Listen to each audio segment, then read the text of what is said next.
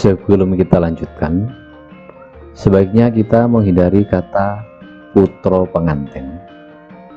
Namun lebih baik menggunakan pengantin sekalian atau pengantin sarimpit. Karena ketika kita menggunakan kata putra pengantin, itu akan menjadi indikasi bahwa yang menjadi pengantin anaknya pengantin itu.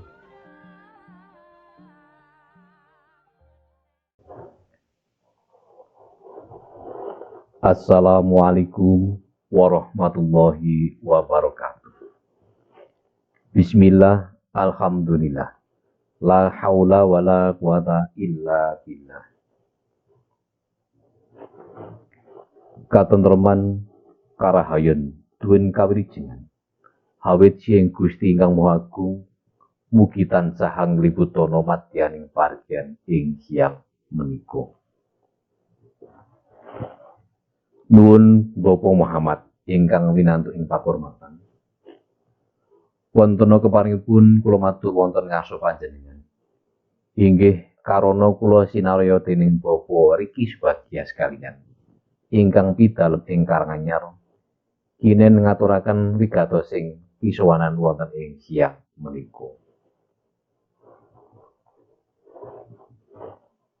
Namung saderengipun nglajengaken matur sumangga sami sesarengan luhuraken asma Gusti Ingkang Maha Agung inggih hawit nugraha ingkang sampun kaparingaken dumateng panjenengan sedaya lan kula. Satemah panjenengan sedaya lan kula saged pinanggih kanthi kebaing karaharjan tebih ing Purubeda.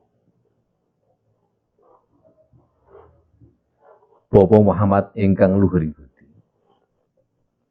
Aturipun Bapak Riki Subagya sekalian ingkang sepisan ngaturaken salam kawrijengan, salam kebahagiaan kanthi linambaran donga pamuji mugi katur dumateng Bapak Sumarno sekalian minggahipun dumateng para keluarga kanthi wasilah Assalamualaikum warahmatullahi wabarakatuh.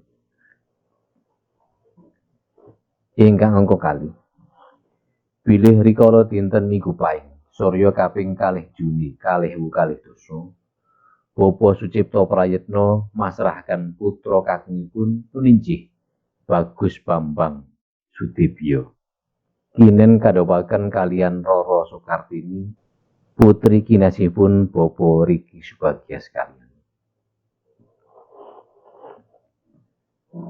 Pengantin sekalian sampun sembada kawisuda nut tata cara agami kang rinasu saha pranataning negari.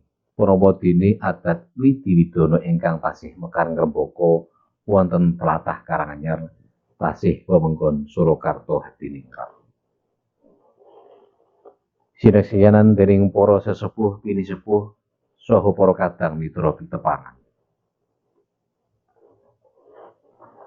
Antuk rahmating Gusti ingkang Maha Murah junurung donga pangestu para tamu ingkang sampun kepareng rawuh tumataing tata cara wisudan lumampah tan manggih rubeda. Pangajap mugi pengantin sekalian dados keluarga ingkang bagya mulya lumastari ngantos kaki-kaki lan mini.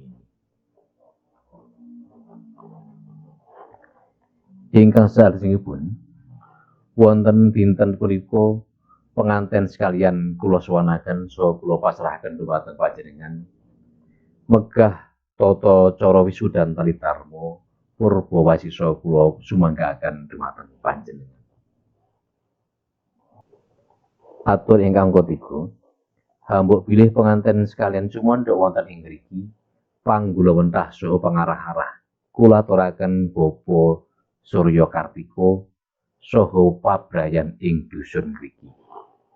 Inggih awit pengantin sekalian kala wau tasih timur tasih kirang babagan bebrayan saha kemasyarakatan. Sematun ugi hambuk bilih mangke cumandha wonten Karanganyar purba wasisa panggula wentahipun wonten ngarsanipun Bapak Riki Subagya sekalian. Bapak Muhammad ingkang luhur budi.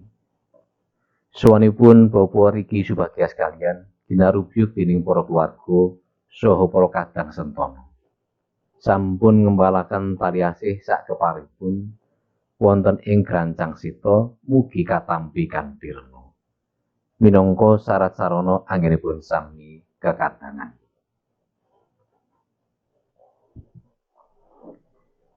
Hunggi amba bilih wonten solah bawa munamuni saha kiranging tarap sila ingkang damel juwa, kula ingkang nyuwunaken agenging pangasma.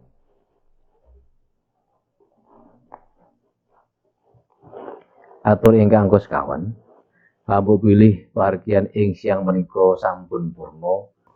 Bapa Riki Subagya sak penderek badhe nyuwun pamit.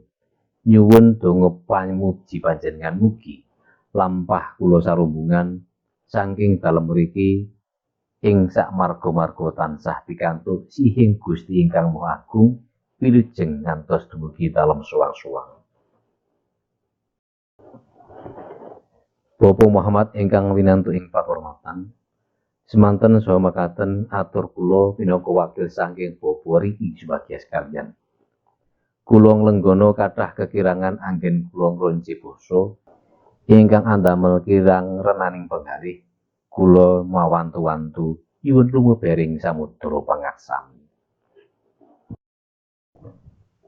Ing wasana mugi rahayu ingkang sami pinanggih. Wassalamualaikum warahmatullahi wabarakatuh.